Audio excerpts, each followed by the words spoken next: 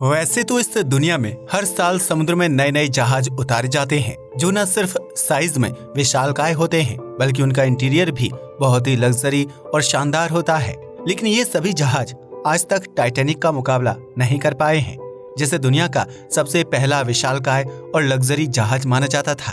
Titanic जितना शानदार था, उसके अंत की कहानी उतनी ही दर्दनाक थी। लेकिन सवाल खड़ा होता है कि आखिर इतना बड़ा टाइटैनिक सिर्फ एक हिमखंड से टकराने पर समुद्र में कैसे डूब गया? क्या उसके पीछे कोई और वजह भी छिपी हुई थी जिसके बारे में आम लोगों को कोई जानकारी नहीं है? समुद्र में कैसे समा गया था टाइटैनिक? टाइटैनिक समुद्र के पानी में कैसे डूबा था? इस सवाल का जवाब जानने से पहले हमें ये समझना होगा कि आखिर इस जहाज को कैसे तैयार किया गया था और इसमें ऐसी कौन सी खामियां रह गई थी जिसकी वजह से टाइटैनिक अपनी पहली यात्रा के दौरान ही जलमग्न हो गया था। इस कहानी की शुरुआत होती है साल 1909 में, जब ब्रिटेन सरकार अपने नागरिकों को एक आलीशान और विशालकाय समुद्री जहाज तोहफे में देना चाहती थी। उस दौर में ज्यादातर यात्राएं समुद्र के जरिए तय की जाती थीं, जिसमें कई दिन और महीनों का लंबा वक्त लग जाता था।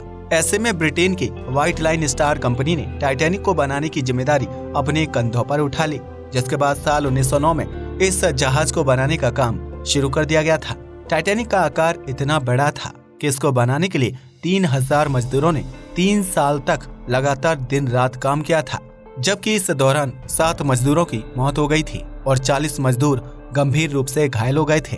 हालांकि इन तमाम परेशानियों और मौत के सिलसिले से गुजरते हुए आखिरकार 31 मार्च 1912 को टाइटैनिक जहाज पूरी तरह से बनकर तैयार हो गया था, जिसको बनाने में $7.3 मिलियन की मोटी रकम खर्च हुई थी। टाइटैनिक की लंबाई 882 फीट थी, जो अपने वक्त का सबसे लंबा और भारी भरकम जहाज था। टाइटैनिक को इस तरह से डिजाइन किया गया था कि यह हजारों लोगों का वजन संभाल सकता था, जबकि इसको पानी में डूबने से बचाने के लिए निचले हिस्से में 16 अलग वाटर टाइट कंपार्टमेंट्स बनाए गए थे। ऐसे में अगर 4 कंपार्टमेंट्स में समुद्र का पानी भर जाता तो उस स्थिति में भी टाइटैनिक पानी में नहीं डूब सकता था। इसके साथ ही टाइटैनिक की बॉडी और डेक को मजबूत स्टील से बनाकर तैयार किया गया था, ताकि अगर जहाज की एक लेयर टक्कर की वजह से डैमेज हो जाए तो उस स्थिति में भी टाइटैनिक को पानी में डूबने से बचाया जा सकता था। टाइटैनिक को बनाने वाली कंपनी ने अपनी तरफ से इसमें सभी प्रकार की सुरक्षाओं का ध्यान रखा था, लेकिन इसके बावजूद भी टाइटैनिक को पानी में डूबने से बचाया नहीं जा सका। टाइटैनिक को आकर्षक रूप प्रदान करने के लिए इसमें 4 चिमनियां लगाई गई थी, जिसमें से सिर्फ 3 चिमनियों से धुआं निकलता था और चौथी चिमनी जहाज को आकर्षक रूप प्रदान करती थी। इस लग्जरी जहाज में पहली बार सफर करने के लिए पूरे ब्रिटेन में विज्ञापन छपवाए गए थे, जबकि फर्स्ट क्लास में यात्रा करने वाले लोगों के लिए 2.7 लाख रुपए किराया तय किया गया था। वहीं सेकंड क्लास का किराया 1 लाख रुपए और थर्ड क्लास का किराया 2000 रुपए था, ताकि हर वर्ग का व्यक्ति टाइटैनिक के सफर का आनंद उठा सके। टाइटैनिक को चलाने के लिए रोजाना 600 टन कोयले की खपत होती थी, जिसके लिए 176 मजदूर अलग अलग शिफ्ट में भट्टी के पास काम करते थे। टाइटैनिक अपने पहले सफर पर निकलने के लिए बिल्कुल तैयार था, जो 10 अप्रैल 1912 को इंग्लैंड के साउथहैम्पटन से 2223 यात्रियों को लेकर न्यूयॉर्क की तरफ रवाना हो गया था। टाइटैनिक को अपने तय समय पर न्यूयॉर्क पहुंचना था, ताकि वह विश्व के सामने सबसे बेहतरीन जहाज होने की मिसाल को कायम कर सके। यही वजह थी कि टाइटैनिक की रफ्तार शुरुआत से ही तेज रखी गई थी, जो 43 किलोमीटर प्रति घंटे की रफ्तार से आगे बढ़ रहा था। इस दौरान जहाज में रेडियो सिग्नल के तहत एक मैसेज भेजा गया था, जिसमें यह बताया गया था कि आयरलैंड से न्यूयॉर्क के बीच समुद्र में बर्फ के बड़े बड़े हिमखंड मौजूद हैं, लिहाजा टाइटैनिक को कम रफ्तार के साथ आगे बढ़ाया जाए। लेकिन टाइटैनिक के कप्तान एडवर्ड स्मिथ को व्हाइट स्टार लाइन कंपनी की तरफ से आदेश मिला था कि जहाज की रफ्तार कम न की जाए, क्योंकि इससे जहाज अपने तय समय से 1 दिन पहले ही न्यूयॉर्क पहुंच सकता था। इस प्रकार 2 दिन बाद 12 अप्रैल 1919 को टाइटैनिक अटलांटिक महासागर में प्रवेश कर चुका था। उस समय सूरज डूब चुका था और समुद्र में चारों तरफ अंधेरा ही अंधेरा दिखाई दे रहा था। टाइटैनिक की रफ्तार को कम नहीं किया गया था, लेकिन हिमखंड की चेतावनी मिलने के बाद कप्तान स्मिथ ने जहाज के टॉप फ्लोर पर 2 क्रू मेंबर्स को तैनात कर दिया था। इन दोनों क्रू मेंबर्स का काम जहाज के सामने आने वाले हिमखंड की जानकारी देना था, ताकि समय रहते जहाज की दिशा को बदला जा सके। उस रात ठंड काफी ज्यादा थी और चारों तरफ सफेद धुंध छाई हुई थी। ऐसे में हिमखंड पर नजर रख रहे क्रू मेंबर्स को दूर की कोई भी चीज साफ साफ नहीं दिखाई दे रही थी। और उनके आसपास कोई दूरबीन भी नहीं थी जिसकी मदद से वह हिमखंड पर नजर रख सकते।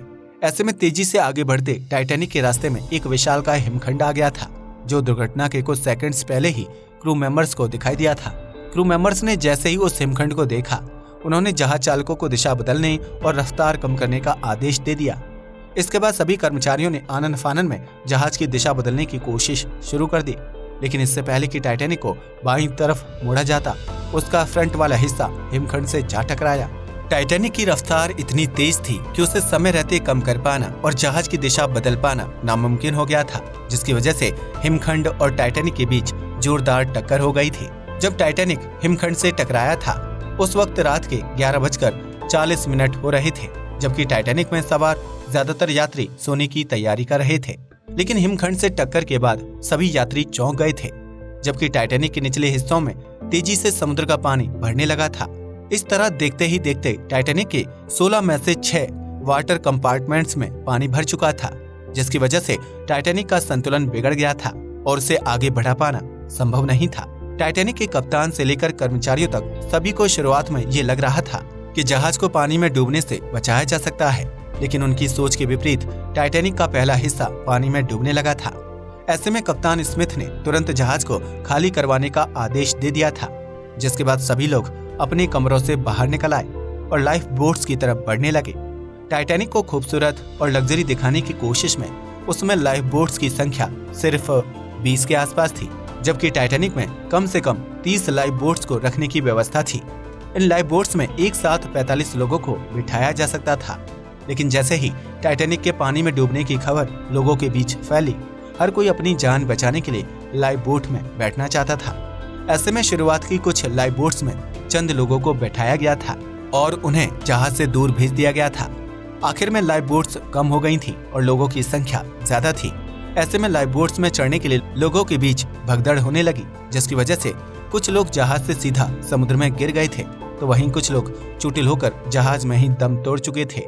खैर, किसी तरह लाइफ बोट्स में बैठे लोग टाइटैनिक से सुरक्षित बच गए थे, लेकिन उनकी संख्या बहुत ही कम थी। वहीं टाइटैनिक के पहले हिस्से में पानी भर जाने की वजह से वह पानी के अंदर डूब गया था, जबकि दूसरा हिस्सा हवा में ऊपर की तरफ मुड़ चुका था। ऐसे में टाइटैनिक के बीच वाले हिस्से में प्रेशर पड़ने लगा था, जिसकी वजह से आखिरकार टाइटैनिक 2 हिस्सों में टूटकर समुद्र में डूब गया। इस तरह टाइटैनिक को पानी में पूरी तरह से डूबने में 2 घंटे का वक्त लगा था, जिसके बाद 2:20 पर समुद्र की सतह से टाइटैनिक का नामो निशान मिट चुका था। उस वक्त समुद्र के पानी का तापमान -2 डिग्री सेल्सियस था, जिसमें किसी भी इंसान का 20 मिनट से ज्यादा समय तक जीवित रह पाना नामुमकिन था। हालांकि इसके बावजूद भी टाइटैनिक के डूबने से पहले कई लोगों ने पानी में इस उम्मीद से छलांग लगा दी थी कि शायद वह तैरकर अपनी जान बचाने में कामयाब हो पाएंगे, लेकिन उनकी सोच के विपरीत पानी इतना ज्यादा ठंडा था कि वह सही से तैर भी नहीं पा रहे थे। ऐसे में टाइटैनिक के पानी में डूबने के साथ ही उसमें यात्रा करने वाले ज्यादातर लोगों की लाशें पानी के ऊपर तैरते हुए दिखाई दे रही थीं, जिनके ऊपर बर्फ की परत जम चुकी थी। इस हादसे में 1500 से ज्यादा लोगों की मौत हो गई थी, जिसमें पुरुषों से लेकर बुजुर्ग, जहाज के क्रू मेंबर्स और कप्तान स्मिथ भी शामिल थे। कहा जाता है कि टाइटैनिक में सवार कई लोगों ने पहले ही अपनी मौत को कबूल कर लिया था, इसलिए उन्होंने अपनी जान बचाने की कोशिश नहीं की थी। हालांकि उनमें से कई लोगों ने महिलाओं और बच्चों की जान बचाने के लिए उन्हें लाइफ बोट में बैठने में मदद की थी, लेकिन टाइटैनिक के क्रू मेंबर्स, म्यूजिशियन और अन्य प्रकार का स्टाफ चाहकर भी अपनी जान नहीं बचा सकते थे, क्योंकि उनके लिए यात्रियों की जान बचाना पहला कर्तव्य था। इस दुर्घटना के कुछ मिनटों बाद दूसरे जहाजों को समुद्र में डूबे लोगों की तलाश करने के लिए भेजा गया था, ताकि अगर कोई व्यक्ति जीवित बचा हो तो उसे जहाज में पनाह दी जा सके। लेकिन टाइटैनिक के यात्रियों की मदद के लिए आए उन जहाजों को पानी में तैरती हुई लाशें ही मिली थी, जबकि कुछ लोग ठंडे पानी में ठिठुरते हुए खुद को बचाने की कोशिश कर रहे थे। टाइटैनिक के डूबने की खबर अगले ही दिन पूरी दुनिया में आग की तरह फैल गई थी, जिसे कभी ना डूबने वाले जहाज के रूप में जाना जा रहा था। हालांकि व्हाइट स्टार लाइन कंपनी का कहना था कि उन्होंने कभी भी ये दावा नहीं किया था कि टाइटैनिक नहीं डूबेगा, लेकिन लोगों ने अपने मन से इस जहाज के लिए अफवाह उड़ाई थी। भले ही कंपनी कोई भी दावा क्यों ना करे, लेकिन सच तो ये है कि टाइटैनिक को दुनिया भर में ख्याति दिलाने के लिए उसमें सुरक्षा की अनदेखी की गई थी, जिसकी वजह से 2000 से ज्यादा लोगों की जान को खतरे में डालने का काम किया गया था। अगर टाइटैनिक को शुरुआत से ही सही गति के साथ आगे बढ़ाया जाता तो जहाज की रफ्तार को कंट्रोल करना इतना मुश्किल नहीं होता। लेकिन टाइटैनिक को विश्व प्रसिद्ध बनाने के लिए उसकी रफ्तार शुरू से ही ज्यादा रखी गई थी ताकि वह तय समय से पहले ही न्यूयॉर्क पहुंच जाए और दुनिया भर में टाइटैनिक की रफ्तार की भी तारीफ की जाए। इसके अलावा जहाज के कप्तान स्मिथ ने भी लापरवाही दिखाने का काम किया था, जिन्होंने हिमखंड की चेतावनी मिलने के बावजूद भी जहाज की स्पीड कम नहीं की थी। अगर कप्तान स्मिथ हिमखंड की चेतावनी को गंभीरता से लेते तो वह जहाज की स्पीड कम करवाते। इसकी वजह से जब टाइटैनिक के सामने विशालकाय हिमखंड आया था तो उसकी दिशा बदलने में आसानी हो सकती थी।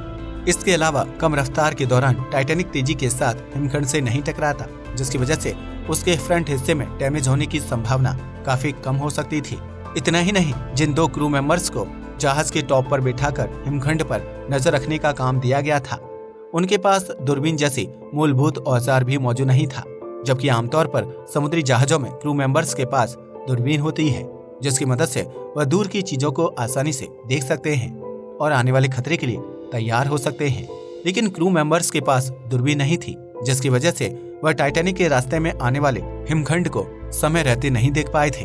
अगर उनके पास दूरबीन होती तो वह कुछ मिनट पहले ही हिमखंड को देखकर टाइटैनिक की दिशा बदलने का संदेश दे सकते थे, जिसकी वजह से टाइटैनिक ना तो उस हिमखंड से टकराता और ना ही पानी में डूबता, जिसकी वजह से इतने सारे लोगों को अपनी जान से हाथ नहीं धोना पड़ता। ऊपर से टाइटैनिक पर लाइफ बोट्स इतनी कम मात्रा में रखी गई थी कि उसके डूबने पर यात्रियों के पास अपनी जान बचाने के लिए कोई दूसरा विकल्प मौजूद नहीं था। जबकि टाइटैनिक एक ऐसे रूट पर आगे बढ़ रहा था जहां दूर दूर तक कोई टापू या देश मौजूद नहीं था। ऐसे में टाइटैनिक पर लाइफ बोट्स की संख्या कम रखना और दुर्घटना के समय लाइफ बोट्स में कम लोगों को बैठाकर उन्हें पानी में उतार देना भी एक बहुत बड़ी गलती थी, जिसकी वजह से इतने सारे लोगों की जान चली गई थी। शायद टाइटैनिक को बनाने वाली कंपनी व्हाइट स्टार लाइन और ब्रिटेन सरकार ने कभी सोचा ही नहीं होगा कि उनके द्वारा बनाया जा रहा दुनिया का सबसे लग्जरी और बड़ा जहाज पानी में डूब भी सकता है। लेकिन टाइटैनिक अपनी पहली यात्रा के दौरान ही जलमग्न हो गया और उन लोगों को यह संदेश दे गया कि इंसान प्राकृतिक नियमों के साथ खिलवाड़ नहीं कर सकता है। अब तो आप समझ ही गए होंगे कि दुनिया का सबसे बड़ा और लग्जरी जहाज कैसे अपनी पहली यात्रा के दौरान महज 2 घंटे 40 मिनट के अंदर पानी में डूब गया था। आज के लिए बस इतना ही। वीडियो पसंद आया हो तो इसे लाइक और शेयर करें। जय हिंद दोस्तों।